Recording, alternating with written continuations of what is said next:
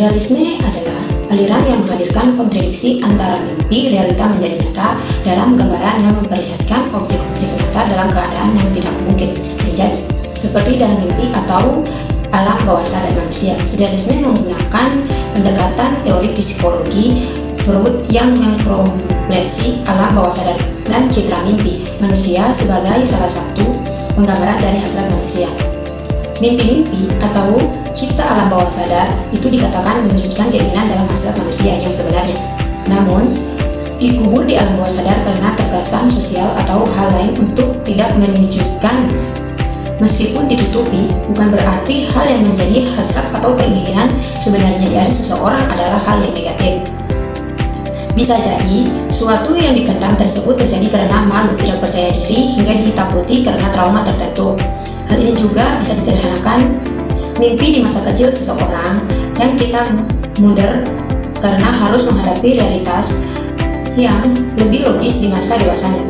Memiliki hasrat yang sedikit buruk pun bukanlah masalah selama kita mampu mengendalikan dan tidak mengikutinya. Ruang lingkup surrealisme. Surrealisme adalah aliran seni yang berasal dari Eropa yang menggambarkan kontradiksi antara konsep mimpi dan kenyataan dengan gambar yang menunjukkan objek nyata dalam situasi yang tidak nyata. Ruang lingkup surrealisme mencakup unsur-unsur seperti mitos, mimpi, metaforsis, dan kreativitas bawah sadar. Aliran surrealisme berakhir sesudah Perang Dunia II, tetapi ide dan konsepnya masih terus lanjut hingga sekarang. Mitos merupakan sebuah ungkapan dari dalam jiwa manusia.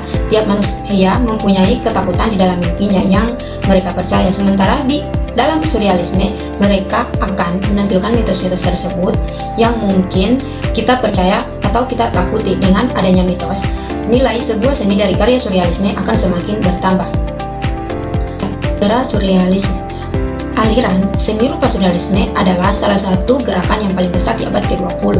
Aliran ini diproklamirkan oleh André Breton, seorang sastrawan aliran dadaisme, dalam tulisan Manifesto Surrealisnya pada tahun 1924. Surrealisme bermula dari dunia sastra dan berujung menular ke dunia seni rupa dan berbagai bidang seni lainnya.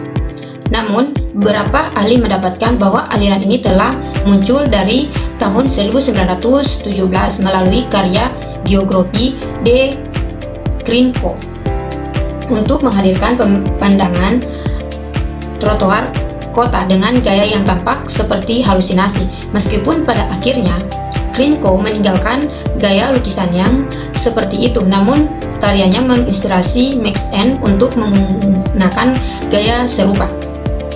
Seperti hampir semua aliran seni, surrealisme adalah produk yang muncul di periode sejarahnya. Dalam artian, surrealisme adalah dialog atau reaksi terhadap konteks yang menunggingnya di masa itu. Spesifiknya, aliran ini muncul dari reruntuhan aliran dadaisme yang memberontak terhadap zona nyaman yang dihasilkan oleh kaum kelas menengah. Seniman surrealisme 1. Frida Kahlo biasanya menggunakan simbolisme visual dari rasa sakit fisik yang dialaminya dalam usaha untuk lebih memahami penderitaan emosional. Dari sejak kecil, Kahlo telah menderita polio yang menyebabkan kakinya tidak seimbang. Sepanjang hidupnya pun Frida mengalami sakit yang tak kunjung sembuh dan banyak menghabiskan waktunya di rumah sakit. Karya Frida Kahlo ini menghadirkan sosok hibrid antara rusa dan seorang manusia yang merupakan potret wajah pelukisnya sendiri. Ia memosisikan dirinya menjadi makhluk yang tidak berdaya dan terluka akibat dari anak panah yang menambah di sekujur tubuhnya. Tampaknya makhluk hibrid ini tengah diburu di hutan. Jika dilihat dari adegan lukisan, Kahlo ingin menegaskan bahwa dia masih hidup, namun panah yang telah menancap di seluruh tubuhnya perlahan akan membunuhnya. Makhluk itu tampak menggunakan anting-anting mutiara, seolah-olah menyoroti keinginannya untuk menjadi wanita biasa yang mungkin dapat hidup lebih lama karena tidak menghidap penyakit yang dideritanya.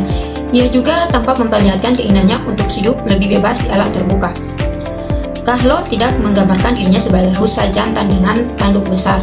Hal itu menunjukkan spiritualisnya terhadap pemikiran feminis, semacam setir terhadap keadaan dunia seni yang selalu dikuasai oleh kaum pria. Jarang sekali wanita yang memiliki kesempatan untuk menjadi seniman. Di sini juga ia menunjukkan ketertarikannya untuk mengapresiasikan seniman besar lain di masa lalu. Lukisan ini diasosiasikan dengan lukisan tema Bastian yang memiliki adegan serupa, panah-panah menancap sekujur tubuhnya. Kedua, ada seniman Salvador Dali, adalah salah satu seniman surrealis paling terkenal, dominan dan produktif di abad ke-20. Dali disebut sebagai pionir seniman yang mengerti bahwa ketenaran komersil juga dibutuhkan oleh seorang seniman. Ia sering muncul di TV dan insentif mendapatkan wawancara pers. Dalam perjalanan karyanya yang panjang, dia tidak hanya melukis namun menyelami media seni lainnya seperti seni pahat, seni grafik, desain, periklanan, film, sastra, dan mungkin yang paling terkenal adalah kolombianisnya dengan Luis Buñuel dan Alfred Hitchcock untuk mengadopsi film surrealisnya. Lukisan ini yang paling ikonik dan terkenal. Lukisan ini menggambarkan sebagai jam dinding dan wicker yang tampak meleleh. Dali membuat benda yang sebenarnya keras menjadi tampak lunak. Kehadiran pohon yang sepertinya tumbuh di atas blok kayu yang mirip seperti meja menambah kekontrakan yang terjadi antara reality dan cinta mimpi. Horizon yang luas namun tampak kosong, ditambah dengan tebing yang dilukisan secara jelas mungkin jaraknya tidak dekat membuat latar belakang lukisan ini tampak seperti dalam alam mimpi atau hanya ilusi. Bisa jadi Dali juga membahas mengenai bagaimana keteguhan waktu dapat diporak-porandakan oleh manusia. Mungkin juga bahwa lukisan ini adalah simbol dari keinginan manusia yang menjadi efisien. Di masa itu, Rene Magritte adalah salah satu seniman Belgia yang paling terkenal di abad ke-20. Magritte mendapat banyak sanjungan atas pendekatannya yang istimewa terhadap surrealisme. Namun, sebelum menjadi seniman, untuk menunjukkan kehidupannya, ia menghabiskan bertahun-tahun bekerja memproduksi dan mendesain cover buku.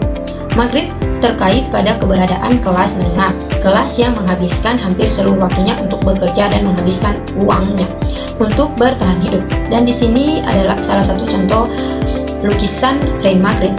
Karya ini menggambarkan adegan hujan manusia, di mana semua orang tampak hampir identik satu sama lain dan menggunakan baju yang sama, lengkap dan topi Bauer.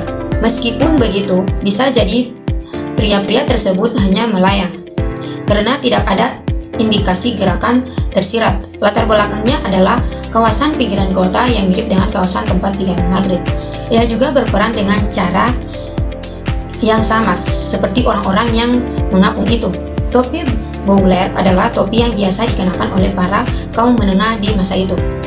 Salah satu interaksi atau partition yang dapat diproduksi adalah bahwa Magritte ingin menunjukkan garis batas anti-individualitas dan asosiasi atau kelompok telah hilang dan kabur di masa modern. Semua pria ini berpakaian sama, memiliki fitur tubuh yang sama, dan semuanya melayang bersama di area yang sama.